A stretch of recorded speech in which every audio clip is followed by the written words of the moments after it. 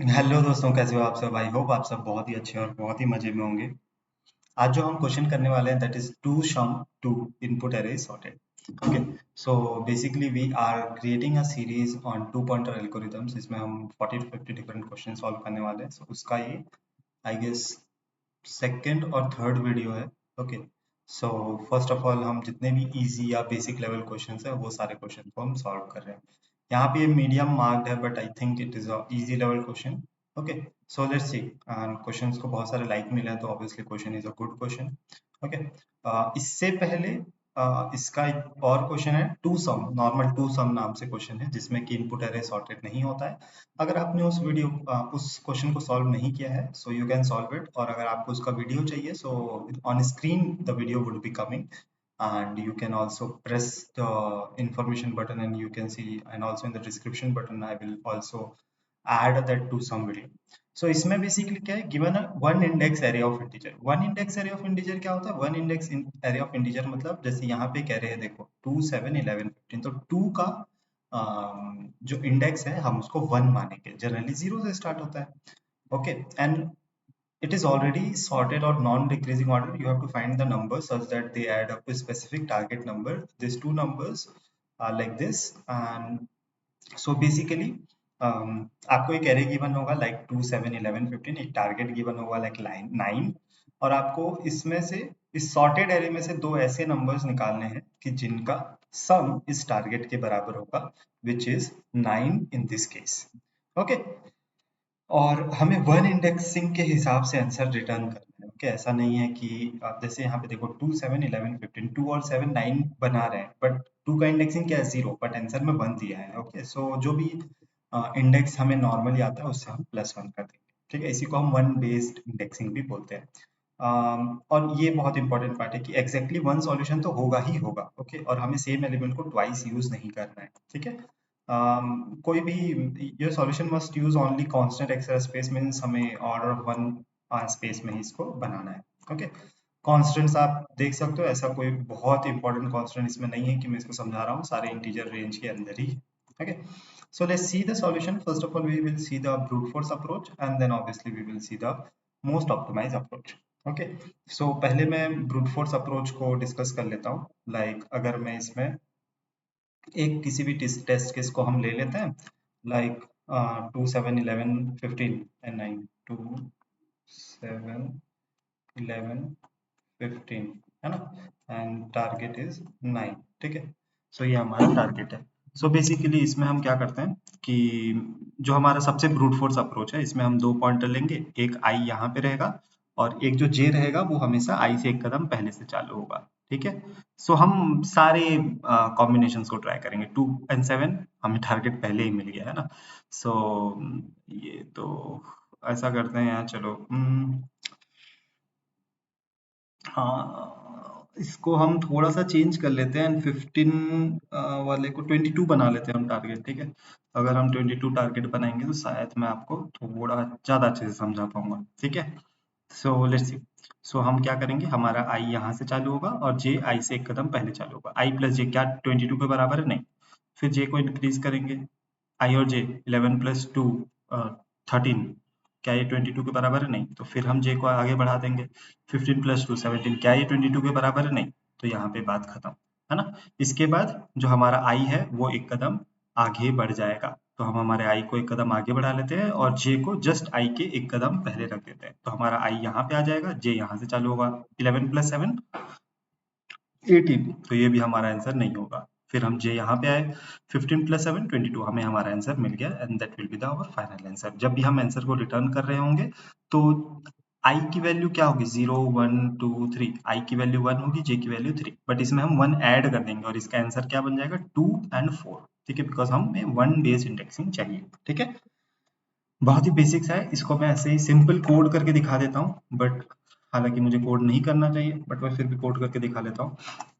Int N, सबसे पहले तो ओके चलो हम ऐसा करते हैं, for int I is equals to 0 and I less than numbers dot length तक जाएंगे एंड प्लस प्लस आई कर लेंगे। सी प्लस प्लस और जावा दोनों में सेम कोड रहेगा, तो ऐसा मत सोचना कि यार सी जावा में कर रहे हैं फिर सी प्लस प्लस में नहीं कर रहे हैं, है ना।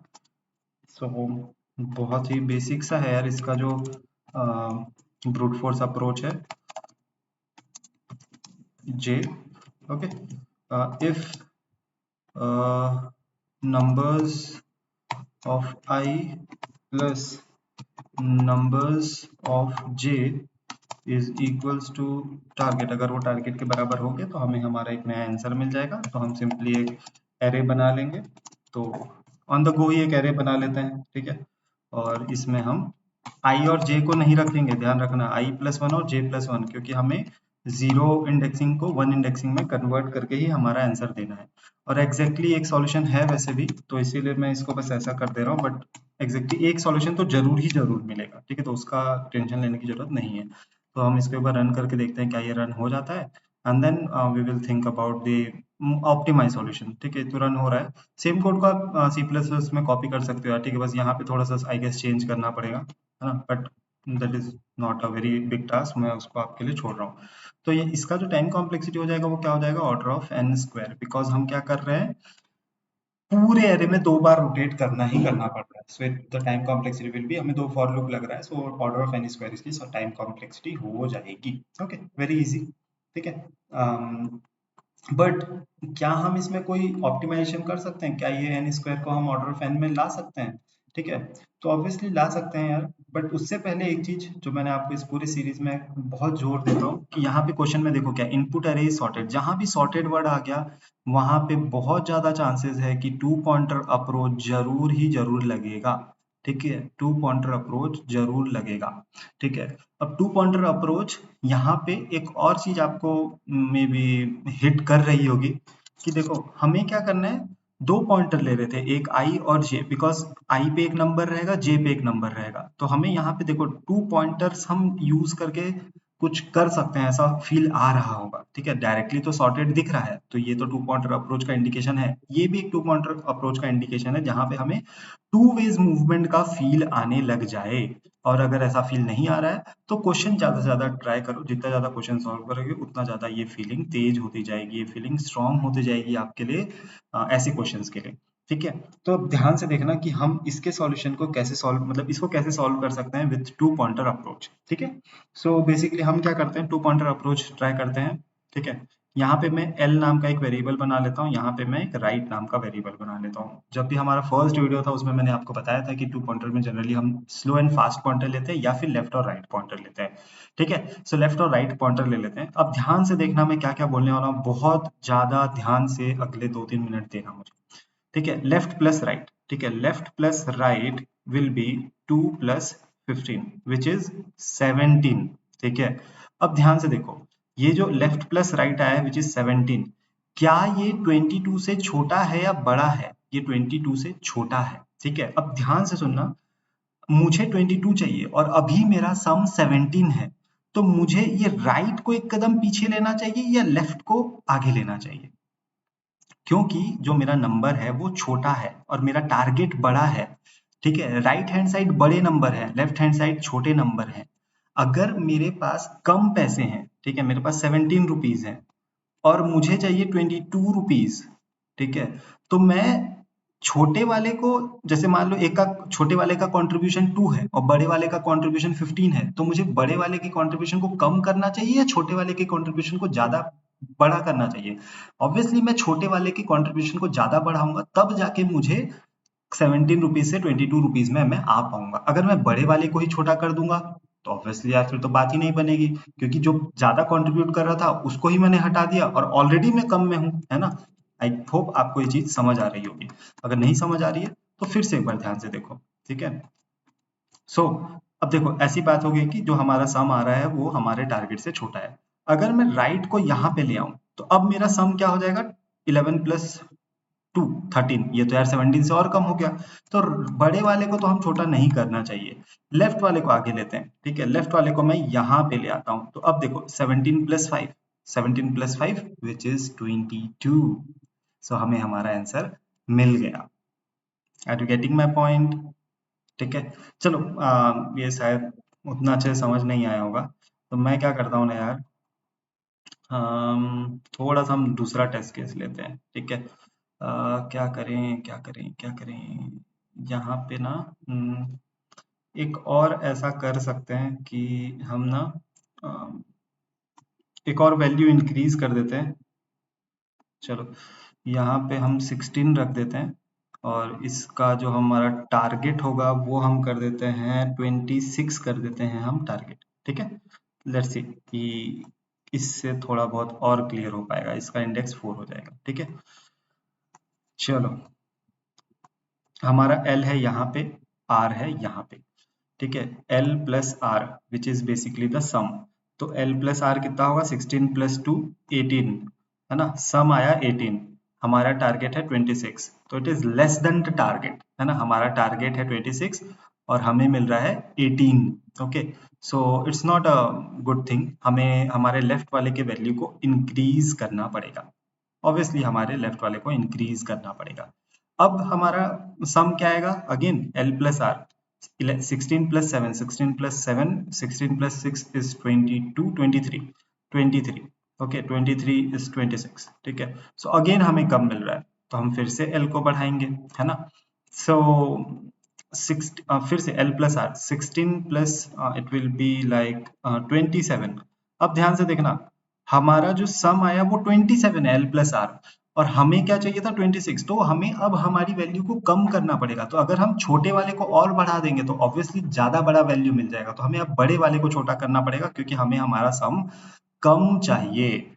अब हमारा L प्लस आर करते हैं, it will be 26, 11 plus 15 it will be 26 and it is equals to 26। तो हमें हमारा यहाँ पे आंसर मिल जाएगा। हम क्या रिटर्न करेंगे, L और R को नहीं, L plus 1 and R plus 1 को रिटर्न करेंगे बिकॉज हमें वन बेस इंडेक्सिंग चाहिए। इसको हम 3 और इसको हम 4 बोलेंगे बिकॉज हमारा आंसर वन बेस इंडेक्सिंग में आ रहा है। ठीक है, सो लेट्स सी कि हम इसको कैसे कोड कर सकते हैं। इसको मैं दोनों लैंग्वेज में कोड कर दूंगा, C++ एज वेल एज जावा, ताकि आपको अच्छे से समझ आ जाए। इंट L जो कि 0 होगा, 0 पे रहेगा, ये हमारा बेसिकली लेफ्ट पॉइंटर रहेगा, और R which will be the write pointer, numbers dot length, या फिर मैं ऐसे करता हूँ, पहले नाम है इसका लेंथ निकाल लेता हूँ, n is equals to numbers dot length. ठीक है, simple. Int L is equals to 0, r is equals to n minus 1, तो एक लेफ्ट पॉइंटर आ गया, एक राइट पॉइंटर आ गया। ठीक है, while L is less than R, है ना।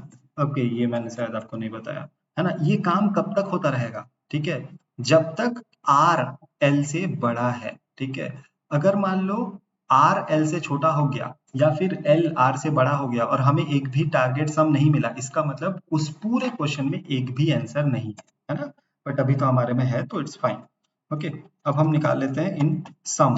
सम क्या आएगा, basically numbers L plus numbers R, ये हमारा सम आएगा। If this sum is equals to target, तो हमें हमारा आंसर तो भाई साहब मिल गया, तो हम सिंपली रिटर्न कर देंगे एक नया एरे बना के। तो हमारा जो नया एरे होगा वो क्या होगा, इंट कुछ इस टाइप का होगा, L प्लस 1, L को हम डायरेक्टली नहीं देंगे ना, L प्लस 1 या फिर R प्लस 1 करेंगे बिकॉज हमें वन बेस इंडेक्सिंग चाहिए। एलसेफ ऐसा हो गया कि हमारा जो सम है वो छोटा हो गया है टारगेट से, हमारा सम अभी छोटा है तो हमें सम को बढ़ाना पड़ेगा। अगर हमें सम को बढ़ाना है तो उस केस में हमें छोटे वाले को इंक्रीज करना पड़ेगा। ओके, एल्स अब कौन सा केस बचा कि सम is less than the target, sorry some is greater than the target. तो अगर हमारा सम बड़ा आ रहा है और हमें छोटा करना है तो हम राइट वाले को डिक्रीज करेंगे, एंड इस तरह से हमारा फाइनली आंसर आ जाएगा। So this is basically two pointer approach, जिसमें कि हमने एक लेफ्ट पॉइंटर बनाया, एक हमने राइट पॉइंटर बनाया और इस क्वेश्चन को हमने सॉल्व किया। ठीक है, सो ये हमारा जावा में कोड है, हम इसको C++ में भी कोड कर लेंगे। ओके, सो लेट्स सी कि हम इसको C++ में कैसे कोड कर सकते हैं। सो सबसे पहले मैं क्या करता हूँ, इसको सिंपली कॉपी पेस्ट कर लेता हूँ because C++ and Java both are very very similar language. हाँ, बस इसमें ये है कि यहाँ पे वेक्टर गिवन है तो हम वेक्टर को कैसे डील करेंगे देखते हैं। Int and numbers dot length ना करके वेक्टर में हम साइज ले लेते हैं, ये तो सेम रहेगा, ये भी सेम रहेगा, ये भी सेम रहेगा। ओके, सो यहाँ पे हमें चेंज लाना पड़ेगा। सो हमें क्योंकि एक वेक्टर रिटर्न करना है, so it will be like हमें यहाँ पे एक वेक्टर बनाना पड़ेगा, ठीक है। सो चलो एक वेक्टर बना लेते हैं, वेक्टर इंट आंसर कर लेते हैं, ठीक है। And answer dot push, I guess push ही होता है, I guess. Okay, I plus sorry L plus 1 and same with answer dot push R plus 1, कुछ इसी टाइप का होगा। Okay, return okay return answer कर देते हैं, return answer. Okay, return answer यहाँ पे भी कर देते हैं एंड आई होप ये चलना चाहिए। ओके, सो यहाँ पे पुश नहीं होता, it is like push back. So हम यहाँ पे पुश बैक डाल देते हैं। Now let's run it and let's see whether it will run or not.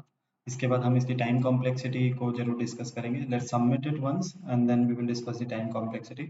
सो जो इसकी टाइम कॉम्प्लेक्सिटी होगी, it will be near around order of N. Obviously आप गैस कर चुके होंगे, बिकॉज हमें एक ही आइट्रेशन में हमारा सारा काम हो जा रहा है, हमें सारे एलिमेंट्स को बस एक एक बार ही विजिट करना पड़ रहा है। जनरली तो ऑर्डर ऑफ n बाय 2 होगा, है ना, बिकॉज हम दोनों तरफ से आइट्रेशन कर रहे हैं, बट फाइनली वो ऑर्डर ऑफ n पे ही आ जाएगा। ओके, एंड हमें एक्स्ट्रा स्पेस भी लेने की जरूरत नहीं, so it will B order of 1 extra space and time complexity will B order of n. So this is one of the most efficient solution and it is an easy level question. So I hope आपको ये चीजें समझ आई होगी, and अगर आपको ये video पसंद आया है, आपने कुछ भी से सीखा है, तो please like comment share and subscribe जरूर करें। एंड मिलते हैं आपसे इन द नेक्स्ट वीडियो, और प्लीज स्टे ट्यून ताकि आप टू पॉइंटर के डिफरेंट अप्रोचेस, डिफरेंट क्वेश्चंस को सॉल्व करें, ताकि you can become a master on two pointer algorithms. Thank you.